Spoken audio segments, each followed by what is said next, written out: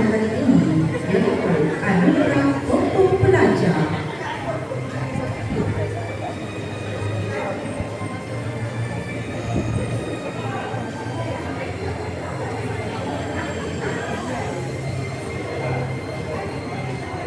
Tanggal 28 hari bulan 10 2008 di Hospital Kuala Pinar lahirlah seorang putera dari pasangan Encik Fadlan Nizami anak lelaki Mahal dan Puan Zeni anak perempuan Trisna Murti. Bapaknya bekerja sebagai pengurus ladang manakala ibunya sebagai suri rumah sebelum masa. Mendapat pendidikan awal di Tadika Kemas Bandar Seri Jepun Negeri Sembilan.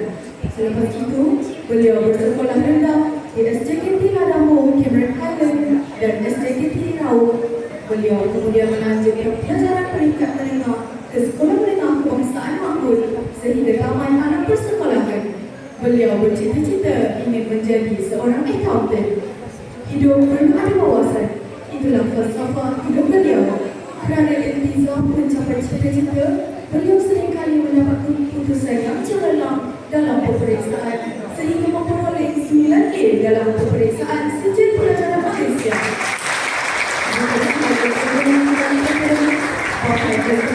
Beliau juga sangat terlelah.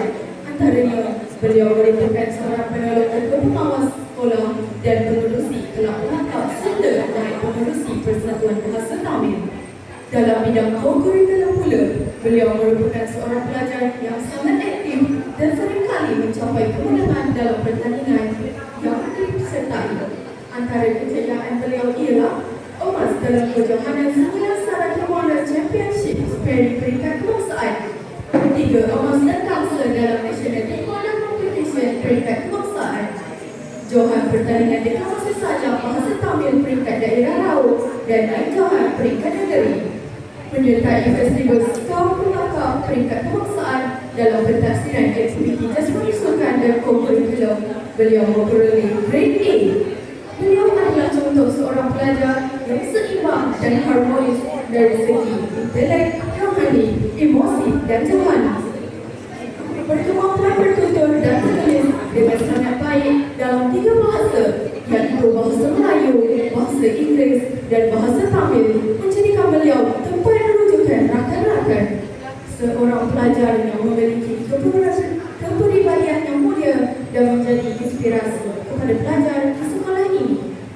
Atas kecemerlangan dan kepribadian yang mulia serta pesona yang dimiliki, maka ahli jawatan kuasa pemilihan pokok pelajar pada tahun ini telah memilih Rashwin anak lelaki Palestin sebagai pokok pelajar 2025.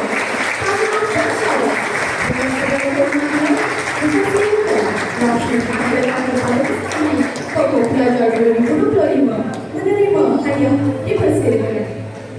Dijemput kedua ibu bapa tokoh Encik Fadlan Nizami anak lelaki Mahal dan Puan Zeni anak perempuan Trisna Murti ke pentas untuk meraihkan